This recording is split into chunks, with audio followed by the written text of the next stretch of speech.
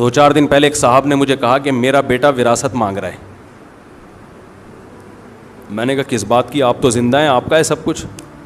کہہ رہے نہیں بیٹا بھی, بیوی بھی پیچھے پڑے ہوئے ہیں, ہمیں ہمارا حصہ دو. آپ کو پتہ ہے میں الٹے مشورے دینے میں ماہر آدمی ہوں. مجھ سے مشورہ لینے سے پہلے سوچا کرو, حقیقت بتا رہا ہوں.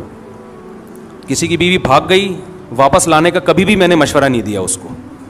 لوگ کہتے ہیں یوں کرو شاید واپس آ جائے, یوں کرو. میں کہتا ہوں اتنا ٹائم نہیں ہے, دنیا بہت تھوڑی ہے, اتنا ٹائم نہیں کہ اس کو منانے میں ٹائم ویسٹ کرو بھائی. ہاں آپ کی غلطی ہے پھر مناؤ, معذرت بھی کرو.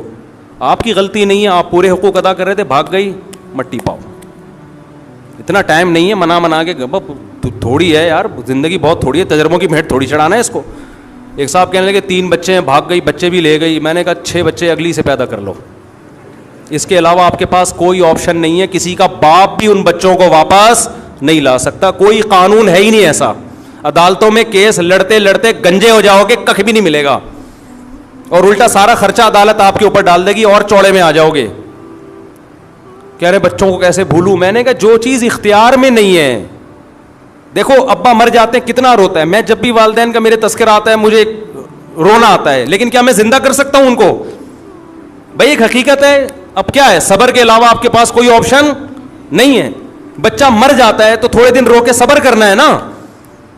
تو جو چیز اختیار میں نہیں ہے اس پہ رونا فضول حرکت ہے, ٹائم ویسٹنگ ہے. سب کچھ آپ کی مرضی کا دنیا میں نہیں ہوگا. بیوی بھاگے, بہت سے لوگوں کی بیویاں بھاگیں گی بھی, بچے بھی لے کے اسٹارٹ ہو جائیں گی. صبر, اس کے علاوہ آپ کے پاس کوئی آپشن, یا تو آپ محلے کے دادا ہو,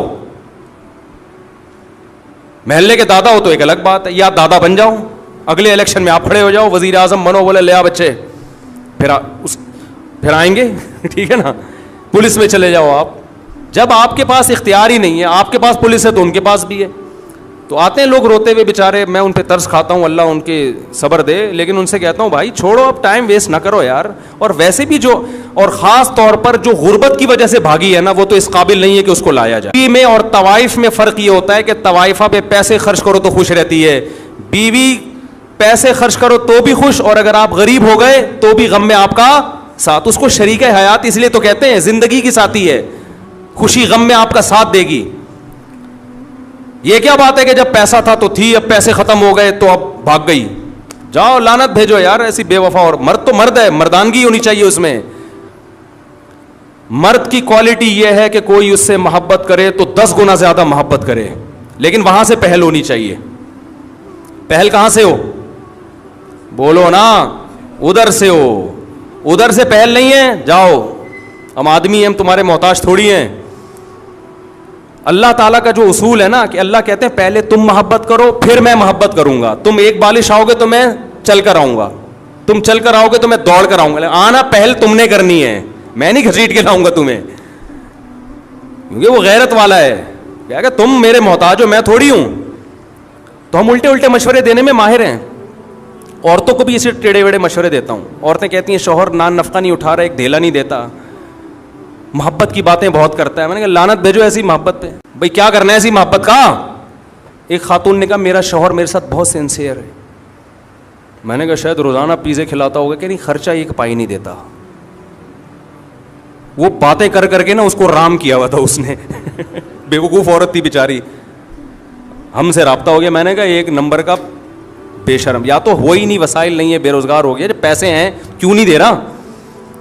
خام ہمیں الٹی باتیں نہ اچھی لگتی ہیں, نہ سننے کا میٹر شارٹ ہوتا ہے پھر. تو وہ بیٹا باپ سے کیا مانگ رہا ہے, حصہ, اور بیگم بھی مانگ رہی ہے. بوڑھا ہو گیا نا, چھوڑ لیا اس کو, اب جاب لیس بھی ہو گیا. وہ جو عیاشیاں کرائیں تھی, گاڑیاں بھی, اتنا مالدار آدمی, سب کچھ دے دیا, اب دولت پہ نظر. میں نے کہا پہلی فرصت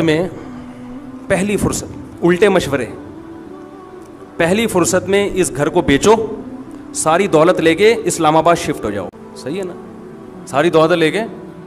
کہہ رہے ہیں یار وہ بیٹا وہ, میں نے کہا ایسے نالائق بیٹے کا کیا کرنا ہے یار, جو بڑھاپے میں باپ کو خوشی دینے کے بجائے, بیٹا تو وہ ہوتا ہے جو کہے ابا یہ بھی آپ کا اور میں جو کماؤں گا وہ بھی آپ کا. ہم نے ایسے نیک اولادیں بھی دیکھی ہیں, جب جاب لگی ہے تو ابا کے ہاتھ میں لا کے تنخواہ پکڑا دی ہے کہ ابا یہ آپ کی وجہ سے, آپ نے پڑھایا, آپ نے ہم پہ خرچ کیا, یہ چھت آپ نے دی, میری ماں کو تحفظ آپ نے دیا جس کی وجہ سے اس نے عزت سے مجھے پالا ہے. مجھے نہیں چاہیے پیسہ, یہ سب کس کا ہے؟ آپ کا ہے. یہ آپ, ہمارا نہیں ہے. یہ ہمارے شیخ حضرت مفتی رشید احمد صاحب کے والد نے زندگی میں وراثت تقسیم کر دی, اور بہت بڑی وراثت تھی, بہت لینڈ لارڈ تھے, بڑے مالدار تھے. سارے بیٹوں کو پلاٹ دے دیے, جاگیریں دے دی, زندگی میں تقسیم کر دی کہ بھئی میں آرام سے دنیا سے جاؤں گا. 80 سال ان کی عمر تھی, اتفاق سے انہوں نے ایک اور نکاح کر لیا. 80 سال کی عمر میں, بولو بھائی, ایک اور نکاح کر لیا. اللہ کی قدرت, اس سے اولاد پیدا ہو گئی, بیٹا ہو گیا اس سے. تو اب ان کو خیال آیا کہ اس بیچارے کا تو کچھ بچا ہی نہیں ہے, تو سب تو میں بانٹ چکا ہوں. سب بیٹوں کو بیٹیوں کو بلایا کہ بھئی دیکھو میں دوبارہ سے تقسیم کرنا چاہتا ہوں, جس جس کو میں نے ہینڈ اوور کیا ہے اپنی خوشی سے مجھے جو جو واپس کرنا چاہے. حضرت فرماتے ہیں ہم نے کہا اپنے والد سے کہ یہ جو آپ کہہ رہے ہیں کہ اپنا مال, جو اپنے پلاٹ واپس کر دو, یہ ہمارے اپنے نہیں ہیں.